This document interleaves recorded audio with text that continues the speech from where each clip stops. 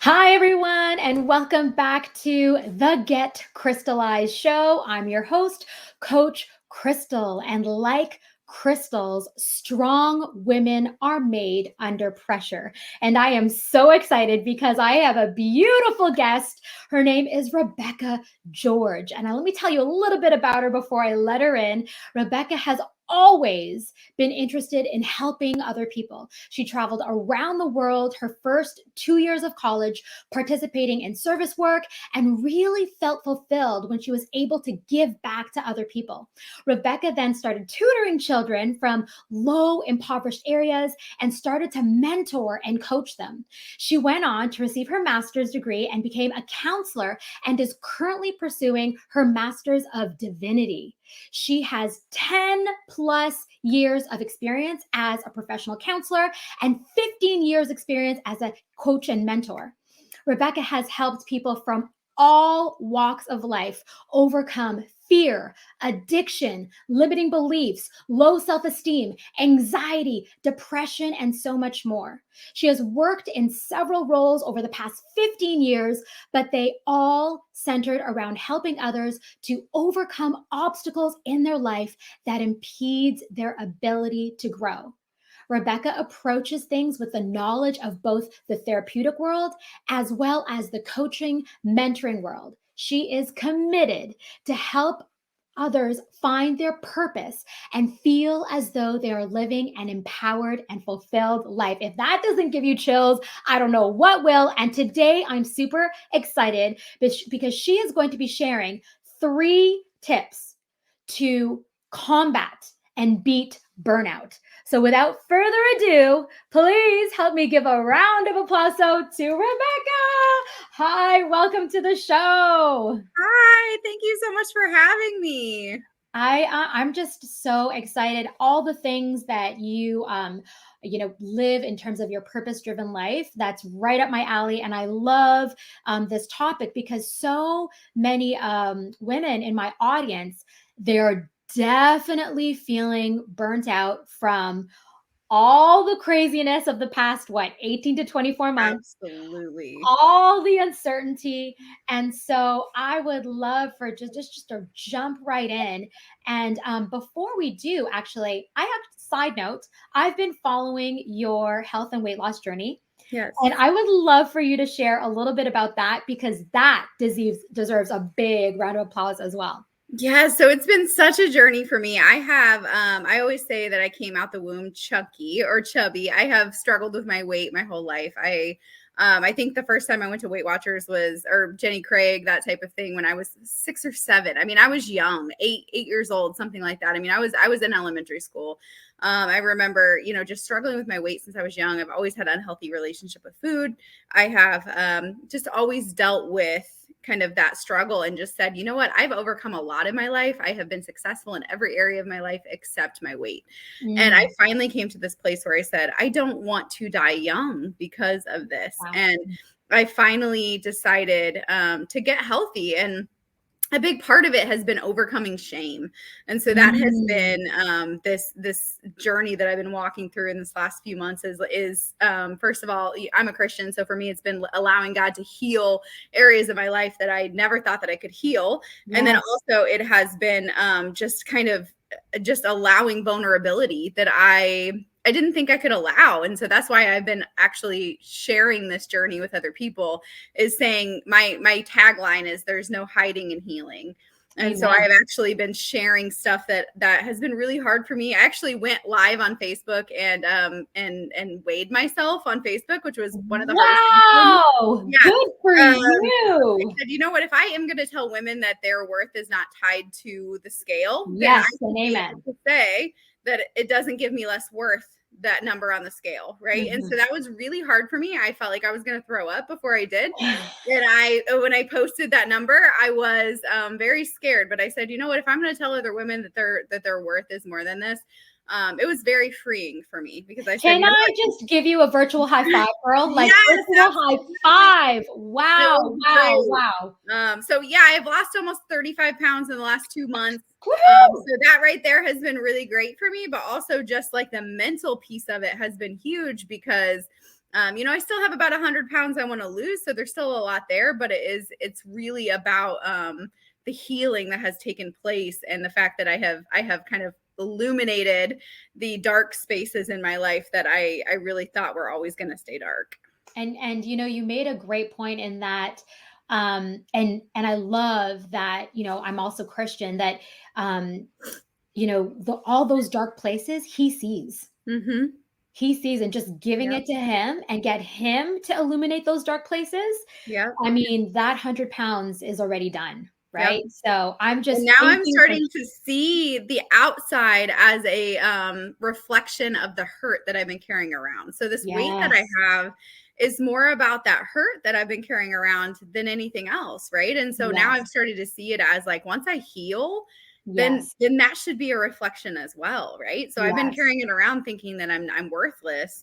And now that I see who my father says that I am, it should be a reflection of that. Right. And so like, I just want to shout it from the rooftop. So I'm telling everyone, hey, I've been healed from shame and healed from food addiction. And I just am telling everyone in grocery stores, I'm telling everyone I come in contact with, like, hey, I've got to tell you about this. And so it's part of my coaching and part of my, because I'm a therapist and a coach, as part of that, I've also been doing, hey, let me talk to you about this shame piece, because I think that almost everything that people struggle with go back to shame in some way. It may not be shame with food addiction, but it's shame in some way. And so it's like, hey, let's attack this. So it's just been a really interesting last couple months, because this has been something I battled with since I was in kindergarten. And I finally found some freedom in that. And, it'll rear its ugly head in sometimes. And I've got to remind the enemy who he is. And I've got to remind myself of who I am. And, so I really appreciate your support, because those moments of like, no one, sometimes I'll hear in my head, like, no one wants to hear this, or people are making fun of you or whatever. And I'm like, you know what, if I help one person, if one person says, hey, and I do get those messages that are like, hey, thank you so much. Like, now I'm on my journey because of this, or I can't, I really appreciate you. And I have to remember that it's worth it for that. You are worth it. And those women that, like you said, who are saying, wow, you're such an inspiration, they're the ones that matter, right? They're the ones that matter. Everyone else, like you said, like, get behind me, Satan, right? And so I want to honor you for sure. I think that is amazing. And so to tie into today's topic, when we think of shame and even burnout, so here's the thing. When I personally think of my ladies who are experiencing burnout, the cycle kind of looks like they're, like you had shared in your personal story, they're so good at their career. They give their everything in their career, in their home life. And what is then affected and then what struggles and where the obstacles start is because they're so tired, because they're serving with an empty cup, because they have zero energy. It's their health that falls on the wayside. And the last thing they want to do is work out. The last thing they want to do is actually self-care. And that might even look like, getting into the word, prayer, meditation. They're so exhausted, they can't even do that. That might look like, forget about meal prepping. Let's just Uber Eats. Right. Absolutely. So I would love for you to share, and I'm sure you've coached your own clients. Like, what happens when you have a client that is feeling burnt out and the last thing they want to do is even take care of themselves? And that's exactly what happens, Crystal. Like, that's exactly what happens, is especially as moms, especially as women, we tend to put ourselves on the back burner, right? And the thing is, we break promises to ourselves first. Yes. So we will make a promise to ourselves. I'm going to promise to, eat better. I'm going to promise to, my humidity, my hair, sorry. To do something for myself. And then I say, oh, well, it's just a promise I made to myself. It's not a promise I made to my husband or to my best friend or to X, Y, and Z. So I'm going to break it to myself. I'm going to break it, right? When really the promise we made to ourselves should be one of the first things we make sure we keep, right? Yes. And so because of that, we don't believe promises we made to ourselves anymore. When I first started this health journey, and I told myself, I didn't even believe in myself enough to clean my mirror to do my before picture, because I hate dirty mirror pictures. I hate them so much. But I was so tired and exhausted that when I took my before picture, I didn't even clean the mirror because I was like, first of all, this is going nowhere. I've done so many of these diets. This isn't going to work. I'm never going to show this picture to anyone. And I was so exhausted because I didn't believe in myself, because I had zero belief. If a friend is telling you, hey, I'm going to come pick you up on a Thursday, and every Thursday they never show up, you're going to not believe in them. Right. It's the same in yourself. So if you are constantly putting yourself on the back burner, you're telling yourself you can't trust yourself. Right.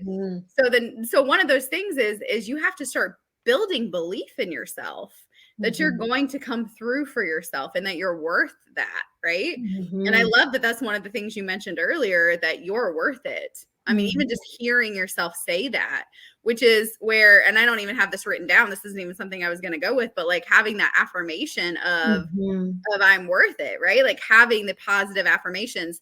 The Bible says death and life are in the power of the tongue. And so having that, like the action, and it feels so silly if it's not something you're used to doing, right? But if you come into my house, you will see affirmation cards all over my house. I love it. So you will see it. Like anytime you open, if you go to my cabinets and you open up to get a drink, right, you'll see an affirmation card that is based on a scripture.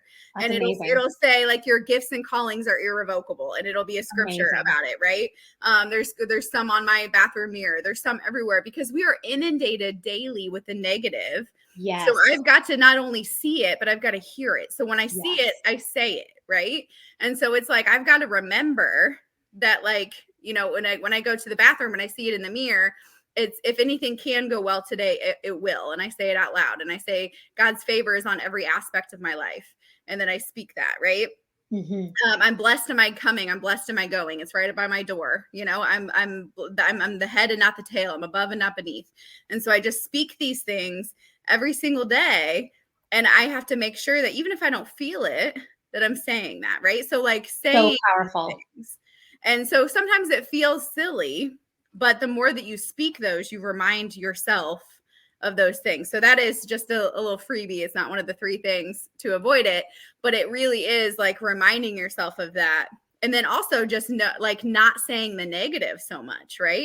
So like if someone's saying like, how are you? That doesn't mean you have to lie, but to always be saying, oh, things are so terrible, things are so awful all of the time.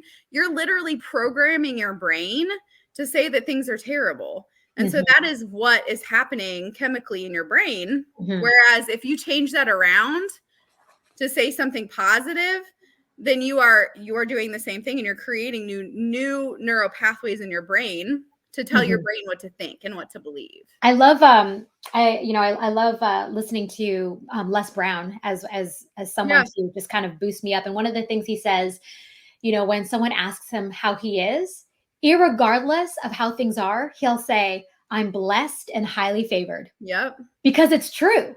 Yep. Irregardless of things are bad, things are good, I'm still blessed and highly favored. I love that kind of like as a response. And you're absolutely like right, especially as women. You know, I say to my clients all the time, isn't it funny that whenever you get together like with a girlfriend to go for coffee, dinner, Zoom, you know, wine date, whatever it may be, the first thing that we do is just complain, and share everything that's wrong. It's very rare that we share positives and wins, right? Yep. And so one of the things that we do inside our tribe is that I've encouraged my women to share 3 daily wins every single day inside the group. Yep. And it could be as small as I drank all my water today, to I held a plank 10 seconds longer today, to I called my mom and I told her I loved her today, right? It doesn't matter, just to celebrate. And you and I both know, like, that attitude of gratitude is something that can help us through when we're in the middle of a storm or feeling on our way to feeling burnt out or feeling burnt out, right? And I love that you mentioned even just I held it 10 seconds longer than yesterday. Like, it doesn't have to be I did it like I worked out 7 times, 8 times this week. Yep. It can be I did it for 5 seconds longer than yesterday. 1000%. Right? I did it for this amount. Like, I was a better person than I was yesterday. Right? Like, I did something better than this. And so it can be those tiny little things, those micro habits, right? Those little things that we do that's just an encouragement to something better than yesterday. Yes. Right. And you are a testament to that all those daily Yes. habits that you're practicing are getting you results. So that's amazing. Absolutely. Yeah. So, and then with burnout right now, I think that it's more important than ever to practice those daily things, because a lot of times people, they think that, this leads me to my number one thing with the 3 tips to beat burnout is to be proactive. A lot of times people think like, oh, if I'm, not in the middle of it being terrible, that I don't have to, like, I'm okay. I can breathe. But like, it's important to be proactive, right? So like, we don't always have to wait until, everything's on fire before we like manage it and make sure it's okay, right? Like, be proactive, like set yourself up for success, right? So I know that I do better when I have a solid 7 hours of sleep. I know me too, girlfriend. when I at least have 7 hours of sleep. I just know that about myself. I know that I do better when I have sleep. I'm not one of those people who can just function well on little sleep. I'm just not. I know that I do better, if I can get up and I can have prayer time in the morning when I first wake up. If I can get up and read the Bible when I first wake up. I know that I do better if I have X amount of time before I start seeing clients in the morning and I'm not rushed in the morning, right? Yeah. I know that I do better, if I have a certain like temperature, if I have a certain, amount of water, if I like, there are certain things that set me up. I know that if I do better if I end my day by a certain time, right? Yes. Like, there are things that we know about ourselves, and we shouldn't try to push those things, right? Like, we should try to be proactive to know. Like, there are times where I'm like, I'm going to try to make extra money and just work a 14-hour day today. Why do I do that to myself? Because then by the end of the day, I'm grumpy, I'm frustrated, I'm this, I'm that, and I'm not a good coach because I'm on the 14th client and I'm checked out and I'm emotionally irritated, right? Why do I do that to myself? And and for our ladies, like, they might be kind of in the same boat, working those extra hours, and then they have nothing left to give to their kids, to their spouse. And talk about, them paying the price for you burning out, right? Exactly. So it's like, be proactive. And it says, yeah, I might be able to do that, but for how long, right? Yes. I might be able to sacrifice sleep, but for how long? I might be able to do X, Y, and Z, but for how long, right? And so sometimes we'll even say like, okay, like, I have so many clients who say things like, well, I want to be able to just enjoy quiet time after the kids go to bed and stay up late, but then I'm tired in the morning. Okay, yeah, and I understand that. But at the same time, maybe we need to look at the evening routine and figure out what else needs to happen so that you can still go to bed at a decent time to get enough sleep. Because at what expense are you exchanging this, right? Because then you are, exactly. Like, then you're snapping at your husband, you're snapping at your children, you're frustrated in the morning. And then you don't feel joy when you drop your kids off at school because you were just a monster to them for the last hour and a half. And then the whole day you're beating yourself up because you know how you felt when you did that, right? And so it's like revamping. Okay, maybe we need to get them to bed 15, 20 minutes earlier. And that we need to be a little bit more like proactive in allocating our time in the evenings to make sure that we only spend 40 minutes watching TV, 25 minutes spending time with the Lord, and then 45 minutes spending time with our spouse before we go to bed, right? Or whatever that looks like. Yeah. Exactly. Exactly. And just to tie it back in to your weight loss journey as an example, that's when we recover. Right. That's when our muscles rebuild. And if you're trying to lose weight, if you're listening to this, this show right now, if you're trying to lose weight and you're like living on 3, 4, 5 hours sleep, it's not going to happen. No. It's not going to happen.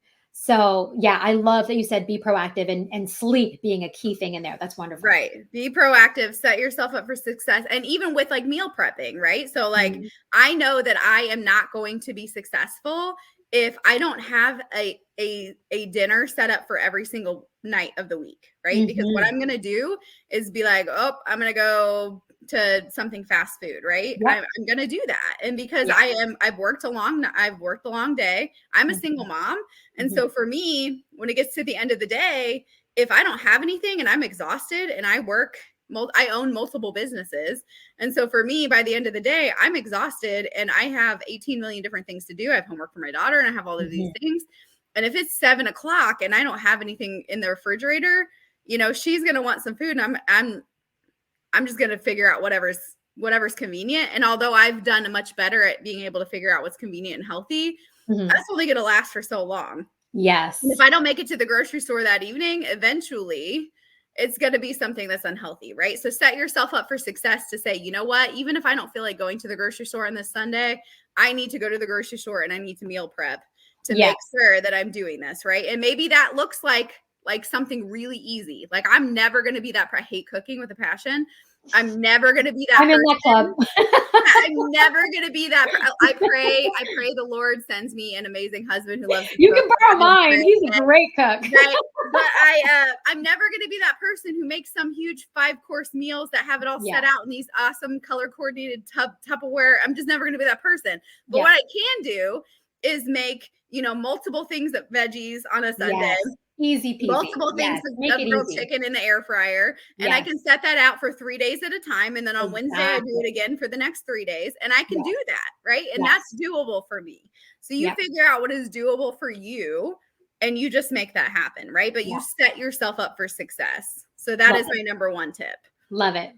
Number 2 is invest in yourself. You are your best investment, right? So a lot of times we don't want to invest in ourselves. Like I have so many times I'll be like, oh, I'll spend $100 on my kids' stuff. I don't want to spend $5 on some shoes for myself, right? Like I don't, I will bargain shop 100 million times over for myself, but for my kid, I will, go all out. But we have to invest in ourselves, right? When it comes to burnout, we have to.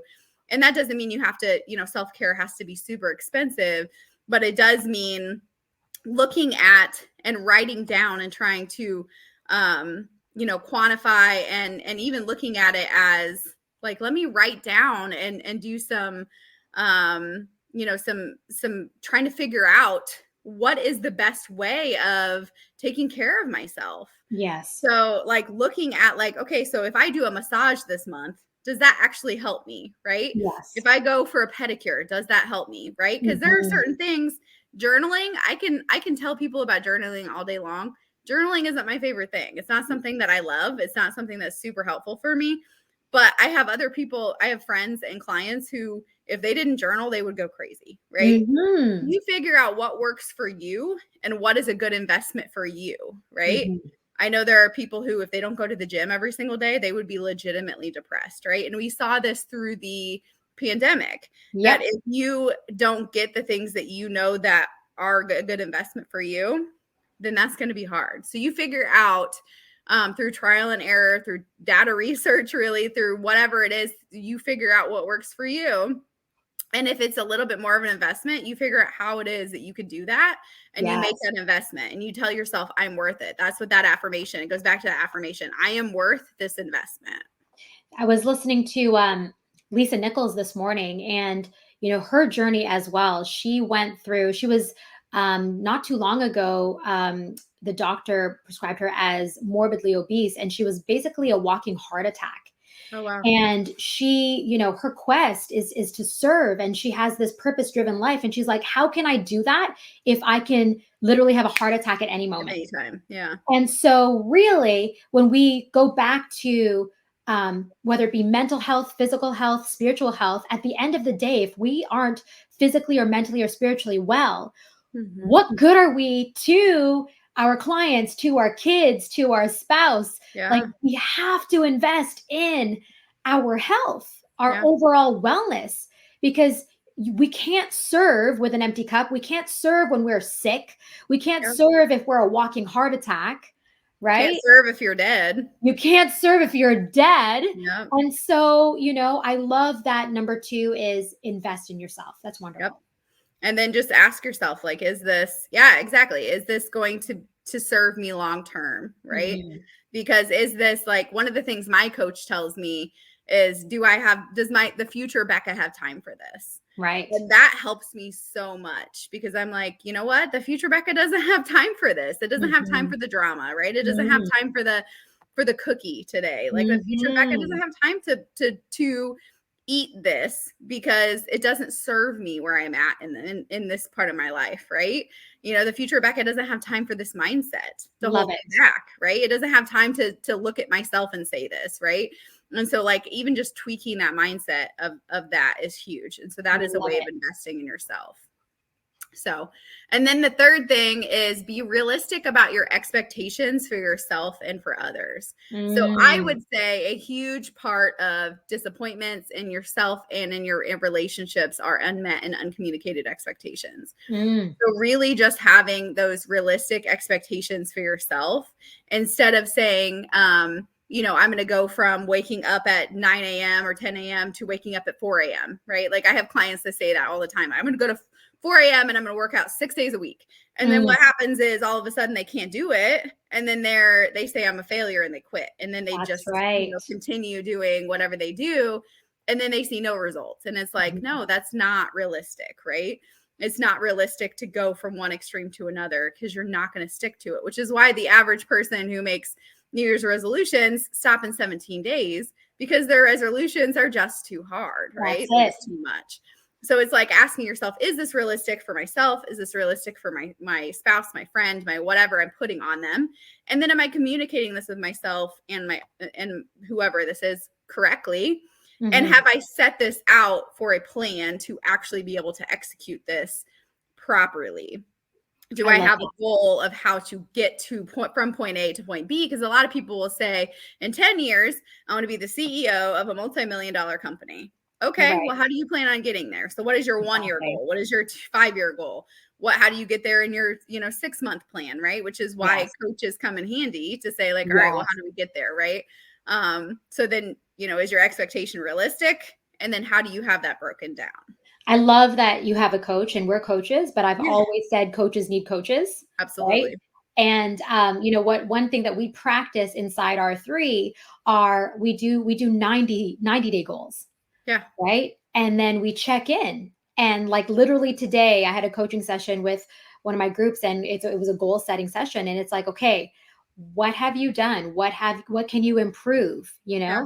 And that's the thing. A coach is also going to help you reflect. Okay, so did you do all the things? We laid out a plan. Did you follow through? If not, why? And how can you improve? Yeah. Right. So exactly. That's awesome. I believe very much in that accountability piece and in just like the vision, right? The Bible says the man without vision is going to perish, so you're not going to be able to succeed without a vision for very long. I have my own therapist. I have my own health coach. I have my own business coach, right? And I just believe very much in having that accountability and having that piece to really look at. And then also iron sharpens iron, right? So like making sure you have someone to be like, hey, have you thought about this perspective? Have you thought about this? And we are not we're not made to be islands. We're not supposed to be doing this on our own. That's right. So we're supposed to do this together. And we are supposed to make each other better. I love it. So good. So let's recap those 3 tips. Number 1 was be proactive. Yes. Number 2 is invest in yourself. Yes. And like your perfect example, health coach, business coach, therapist, like all the things to make you that healthier, fitter, stronger version of you, right? Yes. And then the last one is be realistic about your expectations of self and others. And when you invest in your health, hopefully that involves a coach so they can help you create that realistic goal. That's amazing. Exactly. That's amazing.